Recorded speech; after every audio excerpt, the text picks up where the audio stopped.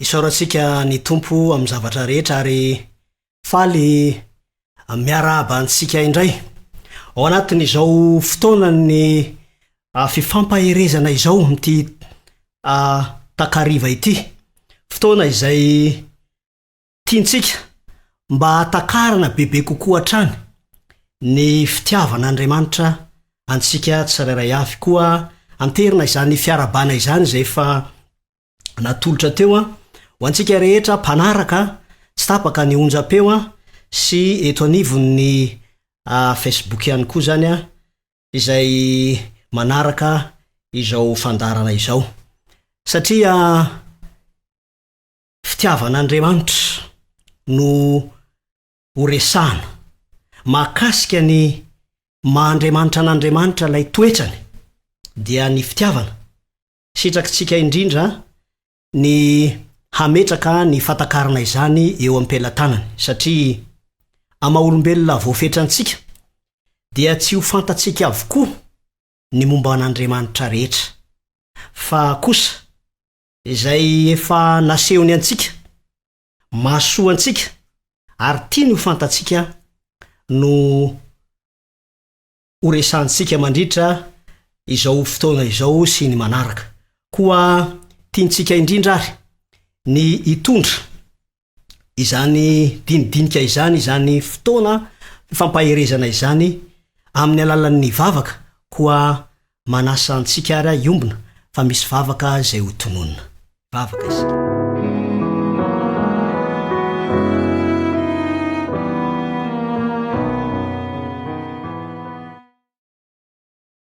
Mankasitraka anao zahay rainay tsara indrindra zay any an-danitro, rainay amin'ny alalan'i Jesosy Kristy, satria noho ianao de mbola indreto izahay afaka miombona amin'ny alalan'izao vavaka izao miseho eto anatrehanao, dia eto anatrehan'ny seza fiandrianany fahasoavanao. Fantatray Tompo fa tsy ny fahatanterahanay zany, fa mindraposy fitiavana avy aminao, koa mankasitraka mangata-pamelana izahay, fanadiovana avy aminao, ary mangataka ihany koa ny asan'ny fananao masina elo lalana ny amponay tsirairay avy ny amin'ny teninao zay hambara, ka zay mahasoanay araky ny fatraponanay tokoa atakaranay ny tena sitraponao ao anatin'ny fitiavanao anay, dia ho tanterahanao zany fa tononona ny vavaka ho amin'ny anaran'i Kristy. Amen.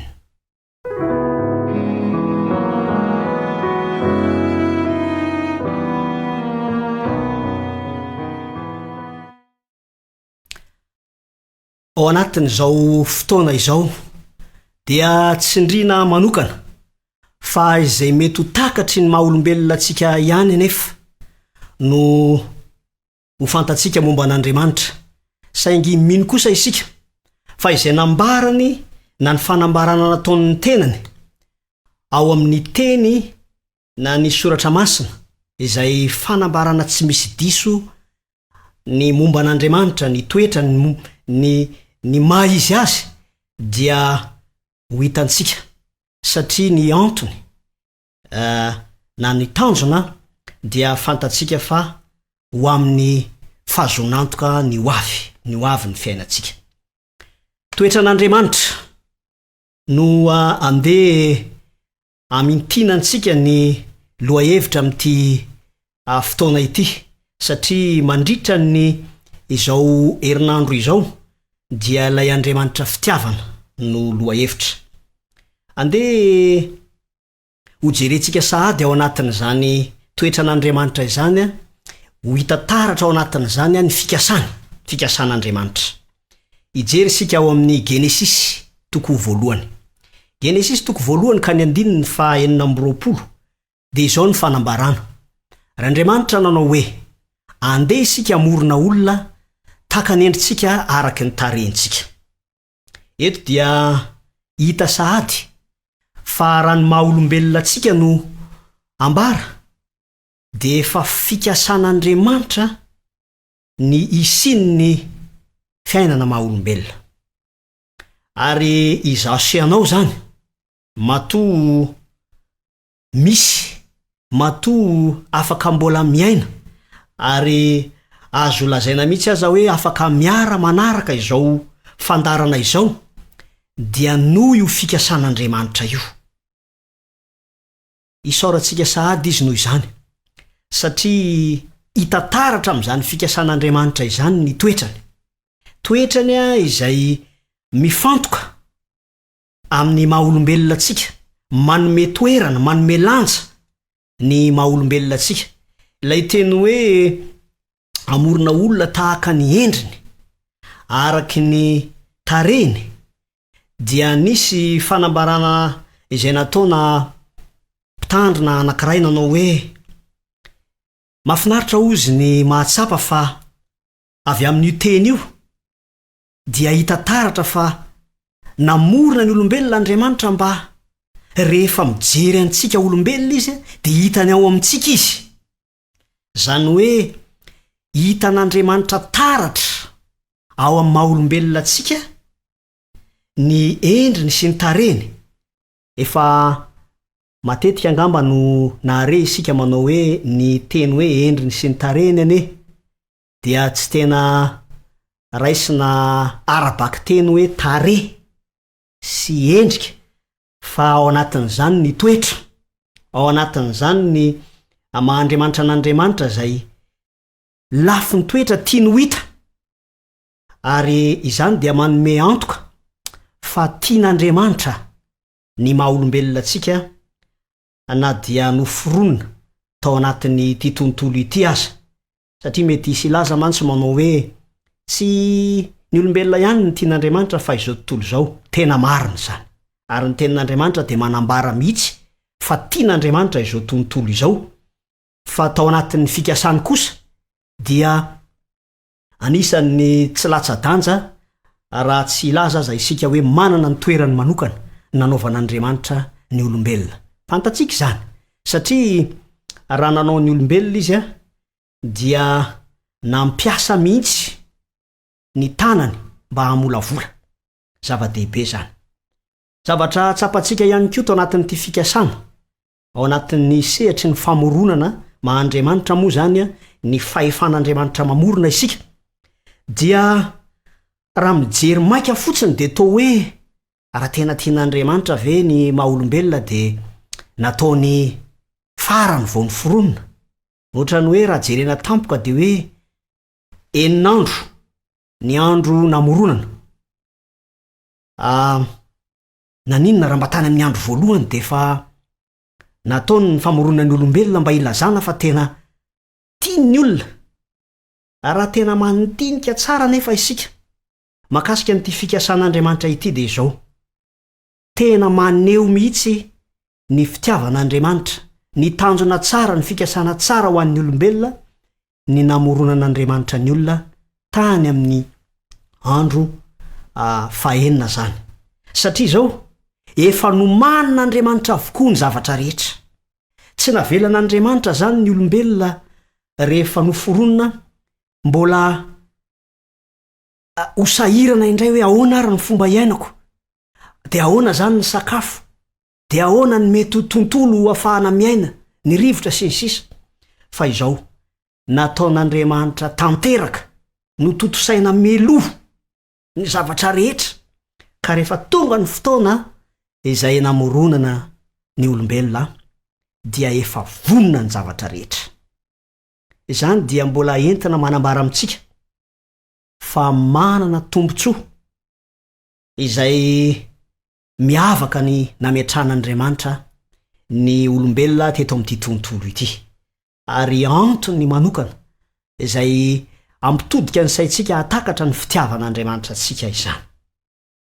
Tsara ny mampahafantatra ihany koa anatin'ity toetran'Andriamanitra ity fa tsara izy, ary izay fatsaran'Andriamanitra izay no nentiny tao anatin'ny fikasany namorona ity tontolo ity ka tonga hatramin'ny famoronana antsika olombelona. Nataony tsara isika. Ary ireo mpandinika ny tenin'Andriamanitra aza moa dia milaza mihitsy manao hoe rehefa vita ny famoronana ny olombelona vao tonga ilay teny hoe indro tsara indrindra izany. Tsapanao ve ary hitanao anatin'izany fanambarana izany ny fitiavan'Andriamanitra izay miantefa manokana amiko sy aminao. Io fahatsaran'Andriamanitra io zay tsy miankina tamin'ny hoe misy faharatsiana aloha vao hita hoe tsara ny zavatra anankiray. Zany mantsy ny zavatra eto amin'ity tontolo ity. Indraindray ny zavatra tsara anankiray dia ohatrany hoe tohanana amin'ny faharatsian'ny zavatra hafa zay vao azo lazaina hoe tena tsara. Fa Andriamanitra dia efa hatramin'ny voalohany no efa tsara. Ary izany fitiavan'Andriamanitra izany ihany koa dia miorina ao anatin'ny fahatsaran'Andriamanitra. Manasa antsika amaky ao amin'ny Jaona 1:4. Efa hitantsika eo amin'ny écran eo zany toko sy andininy izany. Jaona 1:4 zay vakitsika. Ny anaran'i Kristy manao hoe ary isika efa mahalala sy mino ny fitiavan'Andriamanitra antsika.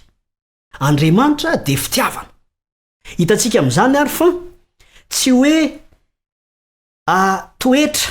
toetran'Andriamanitra izay hoe misaraka aminy zany fitiavana izany ka hoe mahandriamanitra azy anankiray, fa izy dia tiantsika fotsiny. Fa eto dia milaza mihitsy ny tenin'Andriamanitra fa izy mihitsy ilay fitiavana. Zava-dehibe ny iorenan'ny finoantsika an'Andriamanitra amin'izany hoe Andriamanitra fitiavana izany no inoantsika. Mandritra ny fotoana izay arahantsika eto moa dia zay mihitsy no lalan-tsaina izay ijerentsika ny momba an'Andriamanitra. Fa izao io fahatsaran'Andriamanitra io dia asehony amin'ny maha-Andriamanitra fitiavana azy. Andriamanitra ihany koa dia maneho ny tenany. Io fahatsaran'Andriamanitra io zany dia asehony. Ka izao na dia eo aza ny favoazan'ny maha-olombelona. Fantatsika fa niditra tamin'ny fomba mahatsiravina teto amin'ity tany ity, amin'ny vokany mahatsiravina ny fahotana, ary nisy fitotonganana teo amin'ny fiainan'ny maha-olombelona. Hanika hitantsika ao amin'ity toko sy andininy ity ny vokadratsy ny zany favoazan'ny maha-olombelona izany. Andeny eo vakitsika ny Exodosy 3:30. Ny andininy 2 vakitsika zany amin'ny anaran'i Kristy.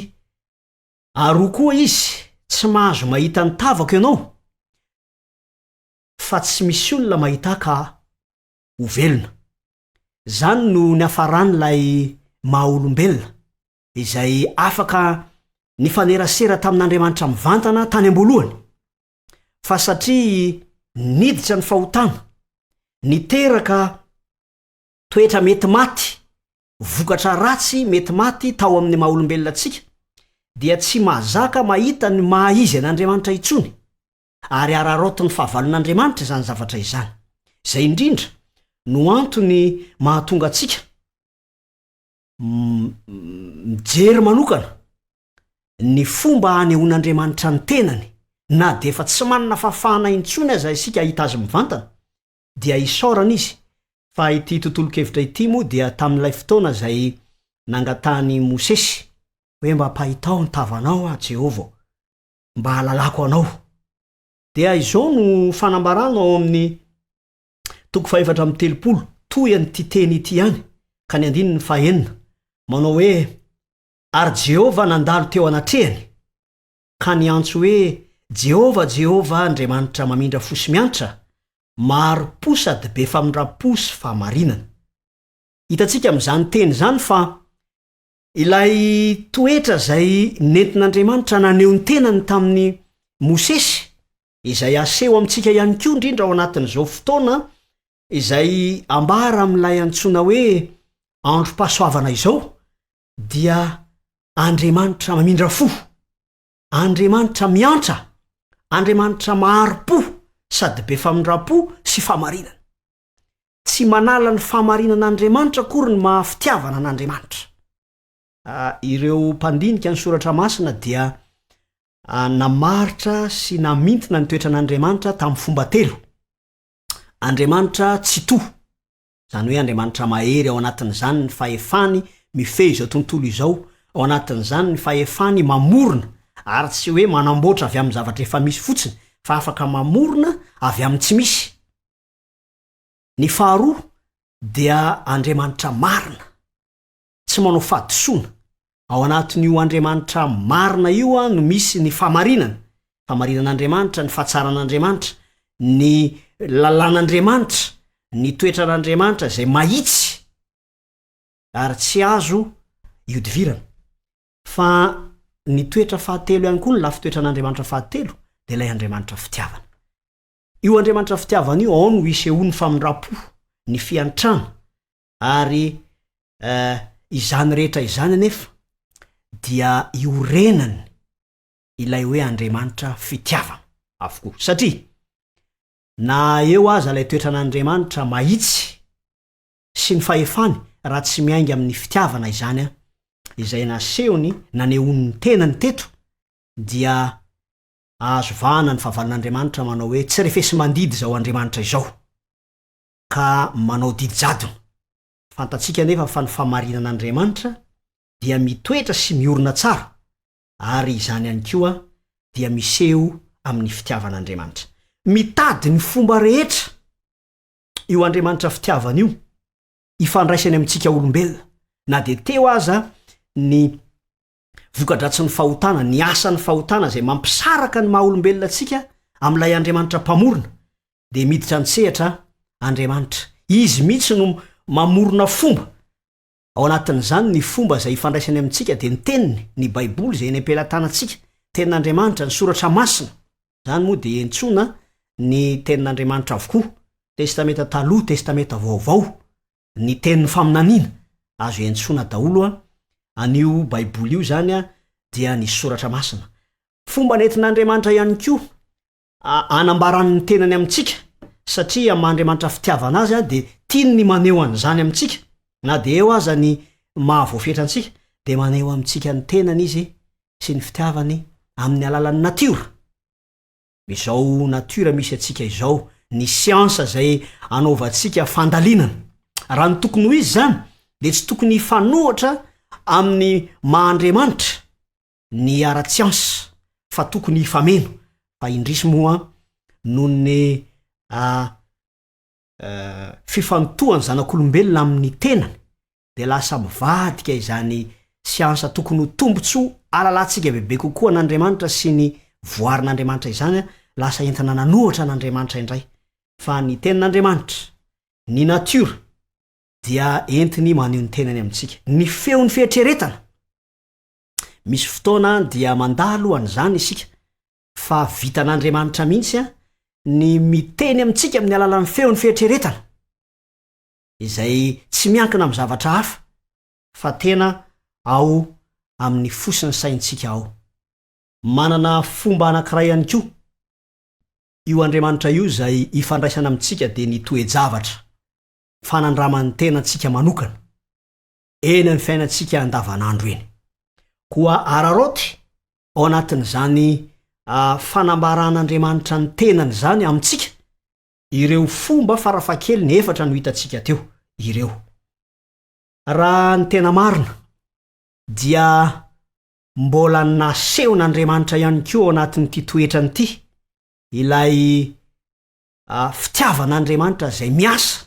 Tsy hoe Andriamanitra fitiavana fotsiny, fa Andriamanitra fitiavana zay tsy mijanona fotsiny, fa na maneho ny tenany, fa miasa mihitsy izany fitiavan'Andriamanitra izany. Ao amin'ny Genesis toko 7. Io toko io moa no anisan'ny manambara voalohany indrindra ny nidirany fahotana teto amin'ity tontolo ity ka nahalavo ny taranak'olombelona. Zao nefa ny zavatra nisy. Genesis toko 7 ka ny 7. Rehefa tafalatsaka tao anatin'ny fandikana ny baikon'Andriamanitra ireo razambentsika dia Damaseva zany, dia inona ny zavatra nisy? Natsapa fa niala ny voninahitran'Andriamanitra, natsapa izy ireo fa nitanjaka maro ny zavatra niseho vokatry ny fahotana, fa anisan'ny tena zava-doza vokatry ny fahotana io dia ny fampanalavirana ny olombelona ampamorona azy. Lasa miery izy ireo, lasa lavitra. Ary raha ny olombelona nandrasana hitady an'Andriamanitra, vokatry ny fahotana de tsy isy zany. Indro fa ilay fitiavana miasa, ilay fitiavana ilay Andriamanitra miasa. Genesis 3:7 vakitsika amin'ny anaran'i Kristy manao iary Jehovah Andriamanitra de niantso andra lehilahy ka nanao taminy hoe aiza moa ianao. Io fomba an'Andriamanitra zay manao dingana voalohany io dia Andriamanitra izay noho ny fitiavany. Raha oharina amin'ny fitiavana maha olombelona fotsiny, hitatsika eny fiainana andavanandro eny de zao hoe nisairanako ty zavatra ity. Kanefa mamadika izy am'izao fotoana izao, na ataontsika hoe namana fotsiny aza na olona. Hoe za mba efa nanao zay nitiavany ahy, nanehoako fitiavana izy, kanefa de namadika izy. Alao izy hoany. Mizaka mivokatry ny nataony. Fa ilay Andriamanitra fitiavana dia maneho ny asany, asam-pitiavana. Ka izy mihitsy no manao ny dingana, mitady ny very, mitady ny taranak'olombelona zay efa nosarahany fahotana tamin'ilay mpamorona. Tsy samy hafa am'izany ny ohatra iray azontsika raisina. Maro ny ohatra azo raisina fa anisan'ny tiantsika ho raisina am'ty fotoana ity ihany koa ny fomba nanehoan'Andriamanitra ny tenany rehefa niantso an'i Isaia izy ho mpaminany. Ao amin'ny Isaia 9 dia voambara izany. Ary hitan'i Isaia tokoa izany fanehoan'Andriamanitra ny tenany zany. Fa nahatsapa Isaia hoe tsy mendrika, tokony ho faty mihitsy aniditra tsetra Andriamanitra namela ny heloka Isaia, mba ahafahany Isaia manana fahazaonantoka fa ny fitiavan'Andriamanitra no mbola nifidianan'Andriamanitra azy. Ary izany nizahatra tiantsika ho tsapa ao amin'ity fitiavan'Andriamanitra antsika ity. Ka io fanehoan'Andriamanitra ny fitiavany antsika io dia nataony zany. Fa ny anjarantsika de ny mahafantatra sy ny mahatakatra hoe ahoana zany fomba nisehoan'Andriamanitra na nanehoan'Andriamanitra ny fitiavana. Ny tanjony tsy ho anazy fa ho an'ny tombontsoa antsika aza. Amboarintsika kely ilay fomba filazana azy.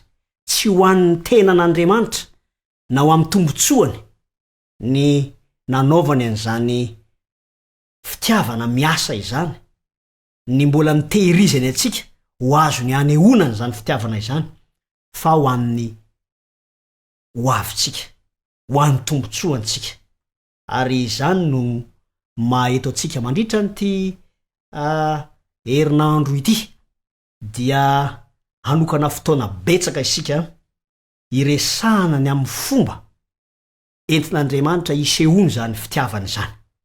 Eny amin'ny fiainantsika andavanandro dia ahitana anio taratra io. Fantatsika moa fa anisan'ny nentin'Andriamanitra anehoana ny fifandraisan'Andriamanitra amin'ny olombelona ny fanambadiana. Ka ao anatin'ny fifandraisana na fanambadiana zany na amin'ny fisakaizana tena marina tokoa, fifankatiavana, de misy an'ireto zavatra 5 reto izay hojerentsika isanandro. Ka ny voalohany amin'izany dia ny tenim-pitiavana. Ho hitatsika zany ny fomba entin'Andriamanitra maneho an'izany tenim-pitiavana izany amintsika. Ho hitantsika ihany koa ireo antsoina hoe fotoana mamy izay iarahan'Andriamanitra amintsika, iarahan'Andriamanitra amin'ny mpanota. Fotoana mamy. Hitantsika ihany koa izany hoe noho ny fitiavan'Andriamanitra dia tsy mitaky izy fa manolotra. Manolotra izy manome izy. Ary hitantsika ihany koa ny antsoina hoe manakaiky antsika izy ary mikasika antsika mihitsy fikasiana manokana.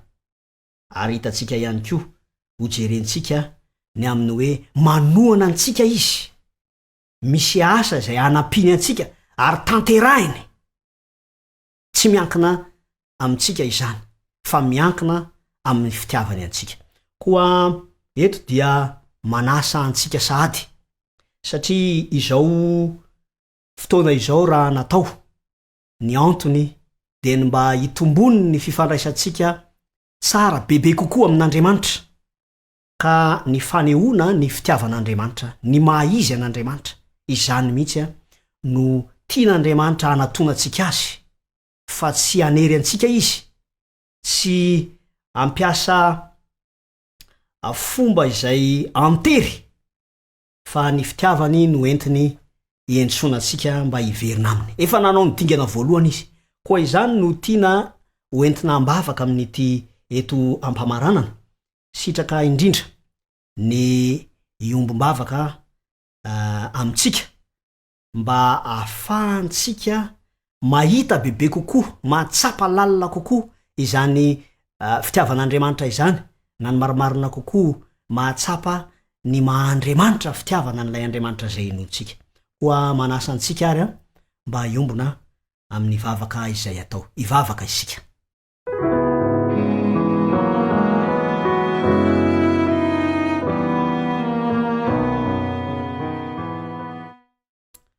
Rainay tsara indrindra zay any an-danitro, tsara tokoa ianao, manana ny famasinana sy ny hery fahefana rehetra Andriamanitra tsy to, namorona izao tontolo izao ary namorona anay ihany koa. Kanefa manaiky ho ray amin'ny alalan'i Jesosy Kristy satria tia anay tokoa ianao. Misaotra anao izay Tompo noho ny fafana matsapa, fa ianao mihitsy ilay fitiavana, ianao mihitsy no maneho ny tenanao aminay, izany fitiavanao anay izany.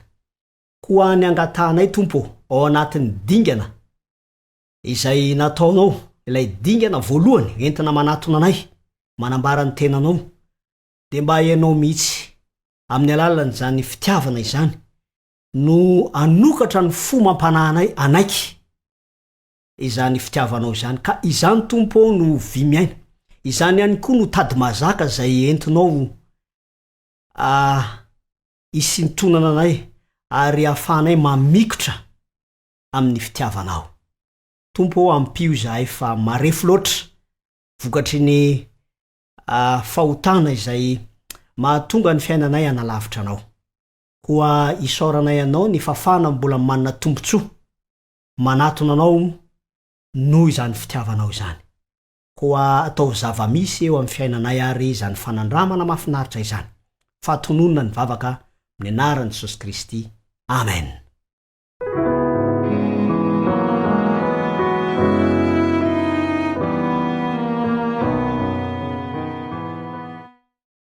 Toy izay indray ny fiarahantsika tamin'ity fotoana ity, manome fotoana antsika satria mbola hiaraka eto indray tsika rahampitso toy izao ao anatin'ilay lohahevitra momba ny hoe teny mamy na teny mpitiavana izay avy amin'Andriamanitra. Mirary ny fahasoavan'Andriamanitra ho antsika tsirairay avy.